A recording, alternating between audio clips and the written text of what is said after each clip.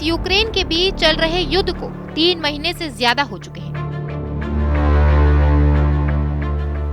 लेकिन चारों तरफ तबाही के मंजर के बावजूद ये भीषण युद्ध खत्म होने का नाम नहीं ले रहा है।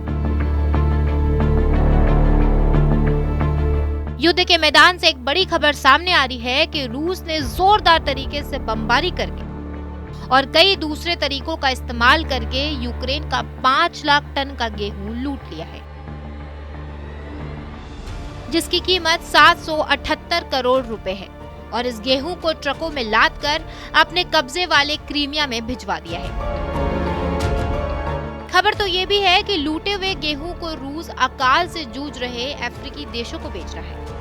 अमेरिका ने चेतावनी के साथ 3 रूसी मालवाहक जहाजों के नाम जारी किए हैं, लेकिन उसका खुद मानना है कि यूक्रेन पर हमला करने के मामले में पहले से ही वो खुद को शक्तिशाली पश्चिमी देशों और रूस के बीच फंसा महसूस कर रहे अफ्रीकी देश इस मसले में कुछ खास नहीं कर पाएंगे।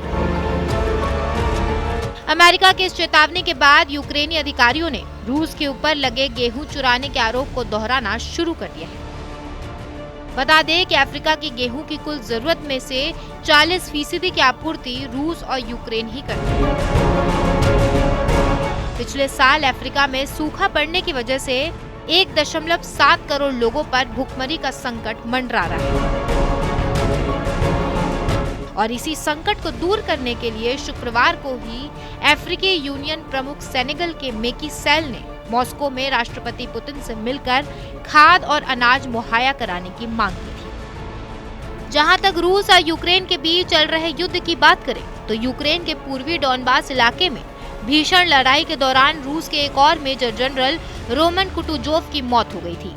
सिर्फ यही नहीं, पश्चिमी देशों को यूक्रेन की मदद न करने के लिए रूस के कड़ी चेतावनी देने पर भी ब्रिटेन ने कहा कि वो युद्ध में यूक्रेन को लंबी दूरी का मिसाइल सिस्टम भेजेगा। ब्रिटिश रक्षा मंत्रालय ने पुतिन की चेतावनी को दरकिनारे करते हुए यूक्रेन को M270 लॉन्चर देने का ऐलान किया है, जो 80 किमी तक निशाना साध सकते हैं। ब्रिटिश रक्षा मंत्री बेन वोलेस ने जोर देकर कहा कि इस लड़ाई में हम यूक्रेन के साथ पूरी तरह से हैं। रूस की बदलती रणनीति के बीच यूक्रेन को हमारा समर्थन होना ही चाहिए।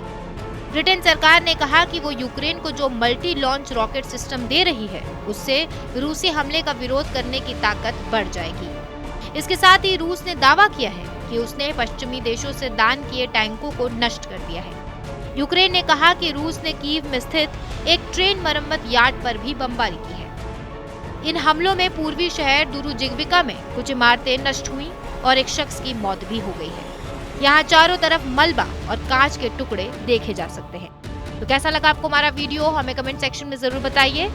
बाकी देश और दुनिया से जुड़ी तमाम बड़ी खबरों के लिए सब्सक्राइब करिए हमारा चैनल TV9 भारतवर्ष डिजिटल।